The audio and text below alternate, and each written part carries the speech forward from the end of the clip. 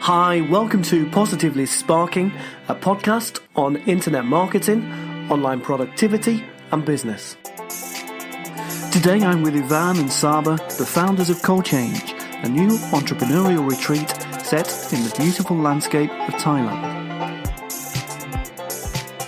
Ivan, Csaba, welcome to the podcast. Thank you for having us, Phil.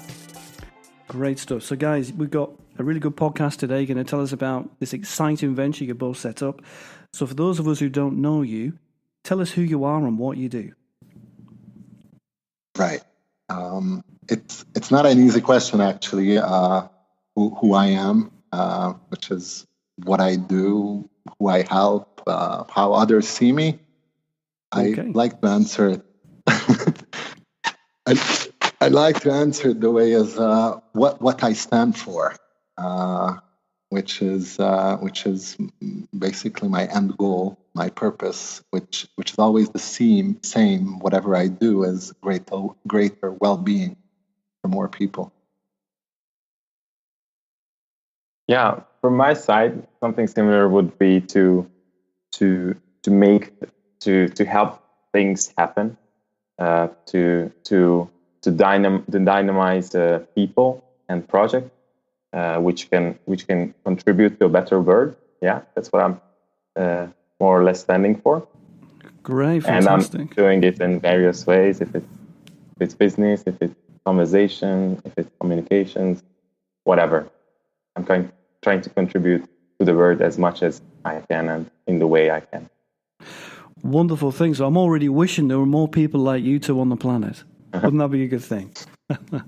There most definitely are probably many of them listening right now. Hopefully so. I'm sure we shall find out when people start commenting and listening to what you have to say. So we have one of you who is there who's interested in people's well-being, and one of you, Csaba, you're interested in making things happen, in making the world a better place. So you two meeting, tell us how that's led to CoChange. Right.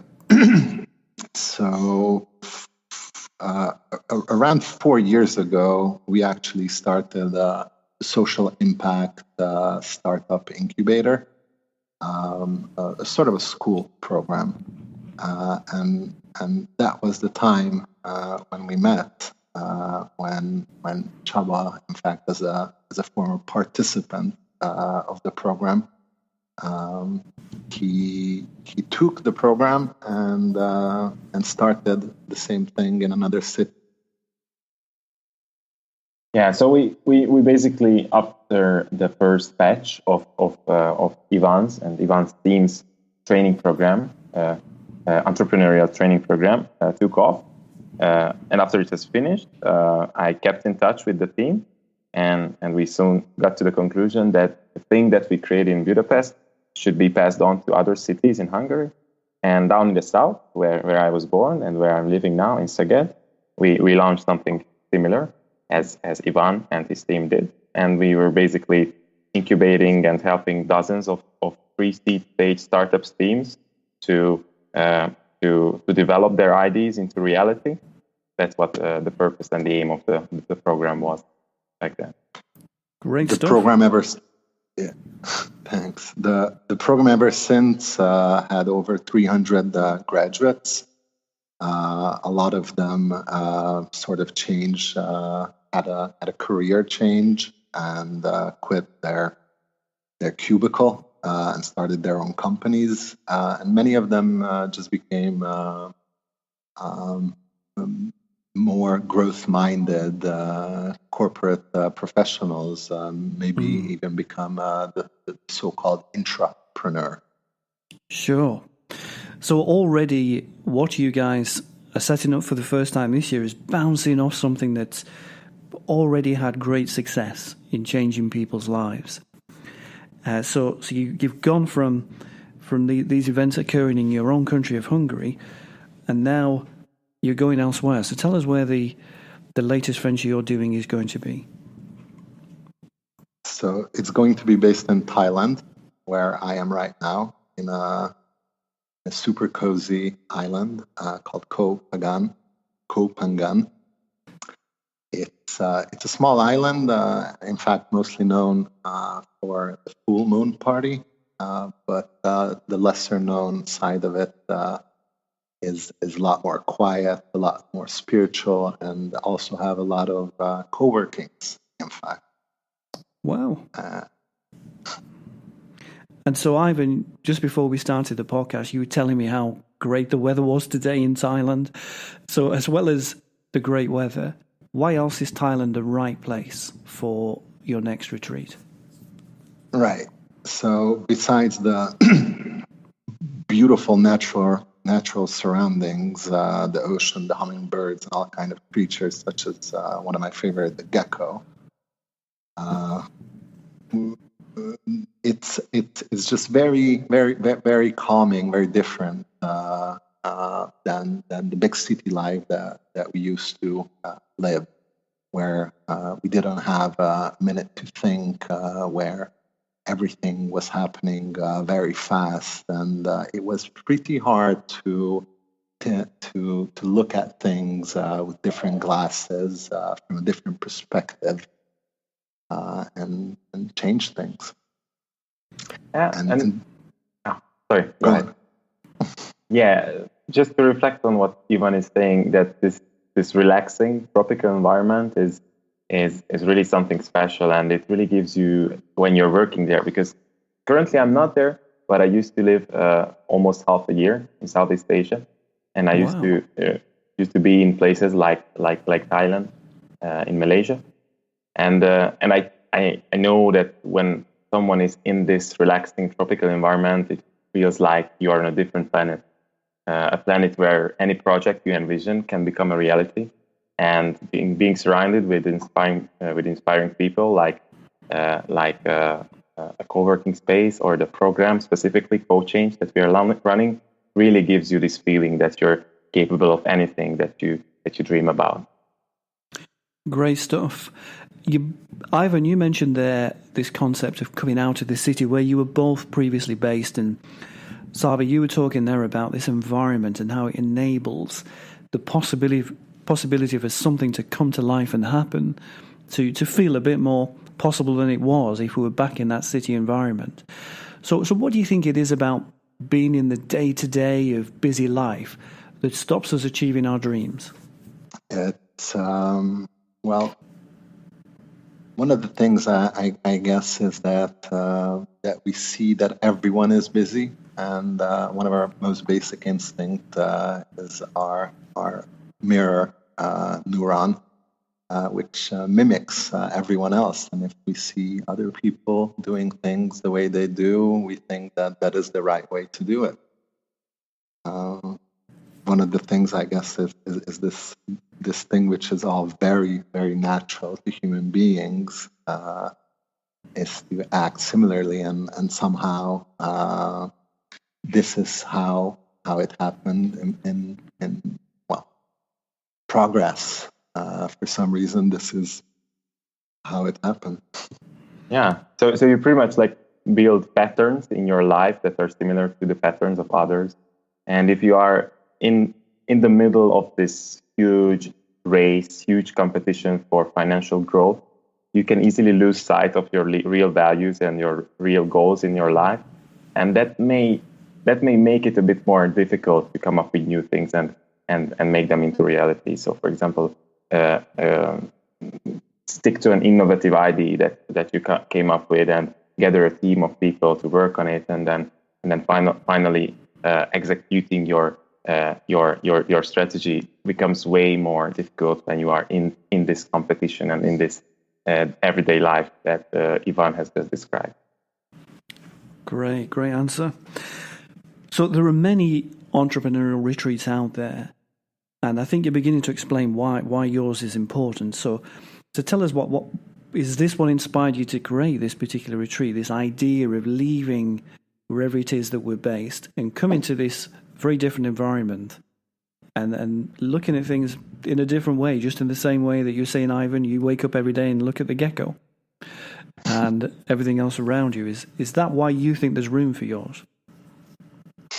Well, the gecko is the most definitely one of the reasons. as both the gecko and the ocean will provide with something that will decrease the level of stress that we all have. But I also have to emphasize that many entrepreneurial retreats or similar schools only or mostly focus on the learning. And we'd like to say that we also focus on the doing as well. But having said that, we are conscious of our time, and we know that our time is not only for working. So we'll be working 4 days a week, and the rest will be digital detox. Sounds a beautiful word, doesn't it? Digital detox. I could do with a lot of that myself. So what has been the toughest part of putting all this together? You've got this great concept, this great philosophy that underpins what you're both trying to achieve. So, and all of it sounds very harmonious and energetically positive. But what have been the challenges of bringing all this together? I think all of it is tough and fun as well at the same time. Probably the toughest part is reaching the people and telling them a good story that they can believe in. And people just nowadays we see hundreds of different ads, and hundreds of people might email you and message you even in one day. So it's not easy to allow yourself to tune in to something different. Yeah. Another challenging part was mostly about picking the right tools out of the hundreds of available business development and personal development tools. And we worked a lot on it with Ivan. We selected those tools that are great but somehow don't fit into our program. And at the same time, we selected online courses and management tools and softwares that can actually help our participants to make their project, to execute their project. So really to boil down all these different business development and innovation management tactics into a set of actionable tools was also another big challenge of preparing CoChange. I really like what you're saying, Csaba, and thank you for bringing that up, because this is one of the differentiation points that I see is that we try to put the process together as a process itself. It's not just one thing, but it builds upon each other, and we call that a roadmap. And this is what we're trying to provide is a clear roadmap how to validate a business idea, which all participants, of course, will be able to use even afterwards the program. They'll actually have real life experience during the 10 weeks of the program. Very good. So there we had kind of two real things. We had this notion of bringing the tools together, creating the roadmap, Ivan, that you were talking about there, and getting the content right for this type of person that you're trying to attract. And then we have the advertising problem, which is reaching that person that you want to come to your retreat when they're in the middle of this busy life with all these ads coming at them for everything, coffee, whatever, holidays, and your retreat's in there somewhere, trying to speak through all of that. Exactly, but at the end of the day, we really think that only things should exist that are viable, that has a clear market where people are interested in. So it's a great validation for us as well. Yeah, absolutely. No, absolutely well done. I think there are so many things, as you said, competing for people's attention. And to make something like this come together and work is a victory in itself. Who knows where it'll go next? It's a good thing. So, guys, how did you promote the retreat? What worked out best for you? in your promotion? We promoted it on a variety of social media channels, defined our target groups, and shown ads packaged as a storytelling. But as we talked about, people see hundreds of ads every single day. So we only had a small window of opportunity to reach them. So the first image, the first lines that they see really has to be something value to them. But what's been working better, from my experience, is in fact partnerships. And this is something that I really deeply believe in and advocate for. Is that we're not against each other, even though we might be competing on the same market. But if partnerships could be done, a lot more people would understand clearly what each of us is aiming for. So bloggers, influencers in the areas of life coaching, well-being, entrepreneurship, and so on. Absolutely. I think it was a very important part of the process to define who we want to target and who we don't want to target. And it helped us a lot to define the idea of people that we would like to attract to the program. We could, I can say that we had, since we are trying to get together a group of like-minded and mutually inspiring people. We pretty much knew what these people are into and what these people are not into. And when we were, for example, targeting our ad, we were trying to pick the type of interests that we are also going to be providing during the program, like yoga and mindfulness. And we at the same time, we were trying to avoid reaching those people who are too busy at the moment to think about a shift in their lifestyle. For example, people who have just moved, who have just bought a new apartment, because they are in a totally different phase in their life. So that helped us a lot in promoting the retreat and stay focused on who we would like to target and who we don't want to target. That's a great point you make there, Csaba.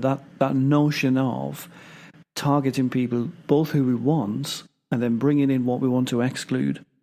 So you both know I've just had a baby boy. It's a bad time for me to come on such a retreat because there's so much going on, at home. And that's when you have someone who might potentially be the right person for you, but it's a wrong time of life. And then you also have people who are the right person for you, and it is the right time of life. It's timing as well as it is targeting, isn't it? Yeah, definitely. Exactly. And go on. For example, just a very, very small element of such a strategy was to define life situations, like people who are currently fed up with their 9-to-5 lives tend to post things on social media connected to this. And if you check Instagram, you can find a lot of hashtags that signify that specific person is trying to change their life, trying to become something different, something better, something like a more advanced self of him or herself. And if you are like smart enough, you can really spot this sign that people are putting out there to signal that they need change in their life. Just a small part. That's another great point. And as your listeners probably really interested in let's say Facebook ads, this point that Csaba made and you emphasized that it is indeed really good, not just to know who to target, but also know who not to target. Because Facebook will give you the price of one ad or one reach at a lower level if your relevance score is higher, and this is one of the ways to make your relevance score higher, and to exclude also some people. Absolutely, yeah, it's a great point there about relevance, and particularly now with such big changes coming into Facebook in the last 2 weeks, we're going to have more focus, I believe, on making sure our ads are even more relevant than they were before, because we just have more focus on data and the privacy of data and people seeing things they don't want to see overall. So guys, you've learned so much in this journey so far. What advice would you give to someone new setting up their own retreat?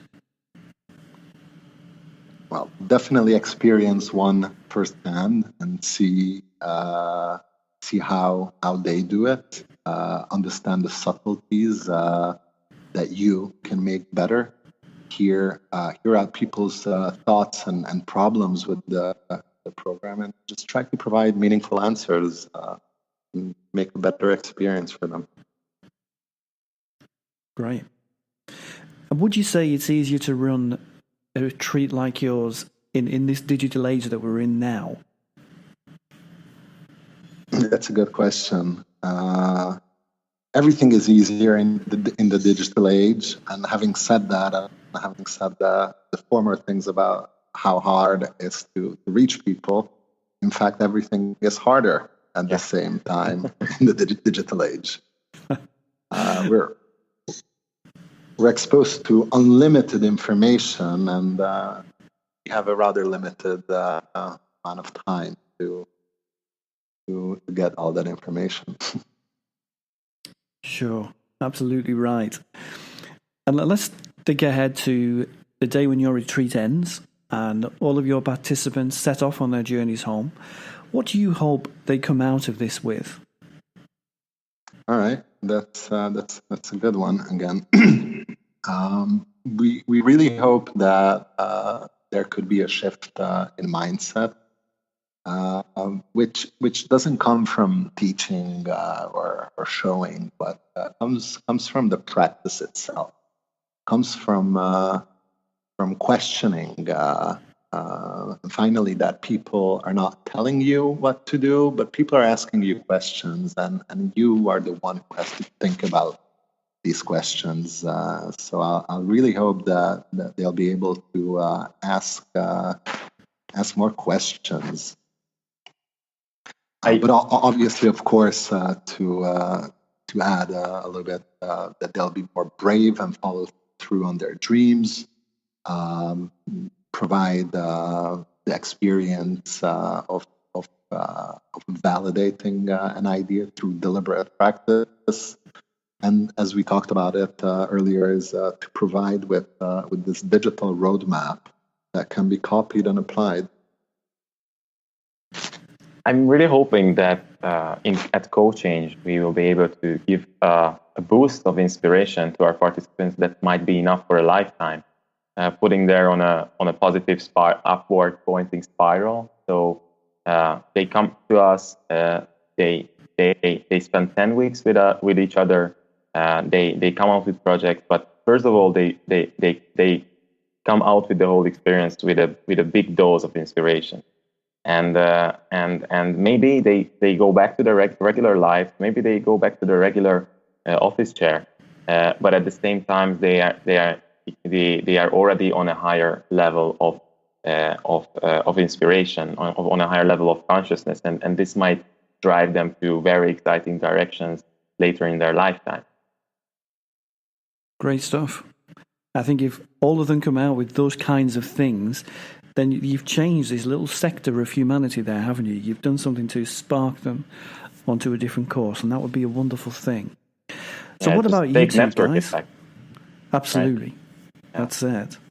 So what about yourselves? What do you two want to come out of this first retreat with? Well, it's again, it's what we try to give to people is what we as well want. It's sort of walk the talk.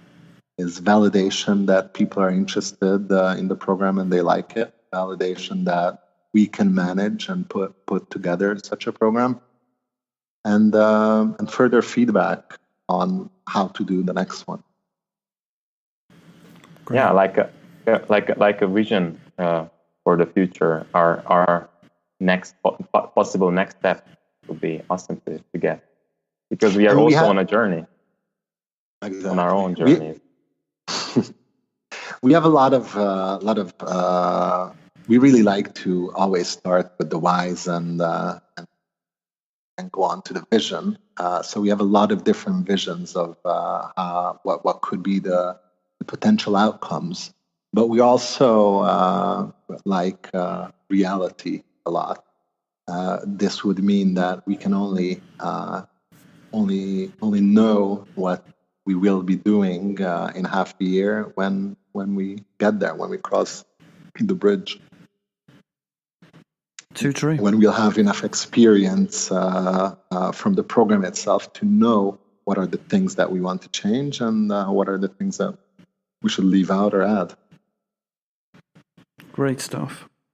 And so for everyone listening to the podcast, and I've got a little bit intrigued by everything that you're both saying, where can we find you online? Tell us about the retreat, where we can browse to it, and when it's actually on, what dates it runs.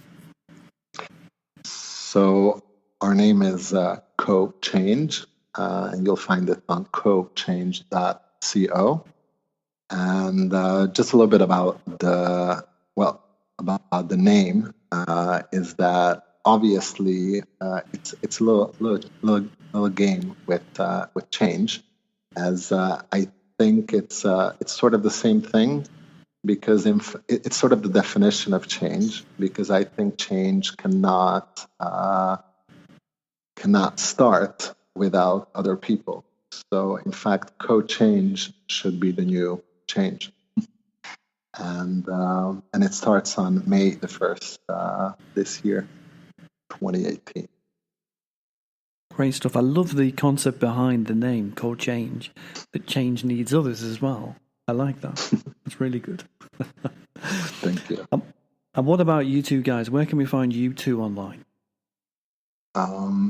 In fact, once you visit our website, we have both our profiles there. It's probably just easier to visit the site and then click on us, and then you can see all about us. And we're in fact really open guys, and fully open to all kinds of collaborations. So if somebody's interested in anything, even just talking, having a chat, just hit us up. Yeah. Great stuff. And it's been great talking to you both today. It's my first ever three-way podcast. Can you believe that? Wow, congrats for that. Great. Any final message you want to give to everybody? Oh, sure. I love this part. I think that everybody's basically wants to be happy and successful, and I really think that is the mindset. And to achieve this mindset, we need to look at our current situations through new glasses, through new perspectives. And I particularly like these two concepts to help look at things differently, which puts us in the center of importance. Is that I am the CEO of my own life and career. And for other people, this could be put as I am the star of my own movie. And people, don't really tend to look at it from this perspective, while I think it's 100% valid to look at things this way. Ivan, I really like that. I am the CEO of my own life, or the star of my own movie. Yeah. What a great way to look at life. And also, you should never forget about the power of collaboration, just as Ivan has mentioned a few minutes ago. Because, just imagine if this, if we haven't found each other and have not started this conversation with each other, you feel, and us, Ivan and Csaba, this CoChange wouldn't have this CoChange topic podcast wouldn't have happened. We should always be open to form new connections and new partnerships to bring about new and valuable stuff. So people should be open, and change will come about. Great point, Csaba. I 100% agree with you. I think that really, I could say that pretty much everything I've ever done in my life is through new connections, new people, meetings, possibilities that come from that. And the great thing about your retreat and the two of you is you're very much about that. Is how can we do something positive and fantastic with people of the right mindset, of the same mindset that we meet? Absolutely. Great stuff. Well, guys, thank you so much for coming on the podcast. It's been a pleasure.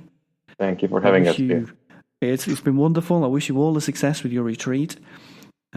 You've made me think about Thailand because you told me how warm and nice it was and natural wonders walking around you. So I'll just walk away with that in my imagination and have a great rest of the day.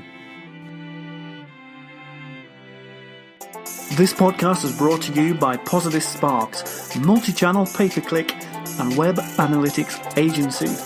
If you would like to place clever adverts across search and social media, or you're looking to dig deeper into what your web data can tell you about your audience online, come and visit us at positivesparks.com.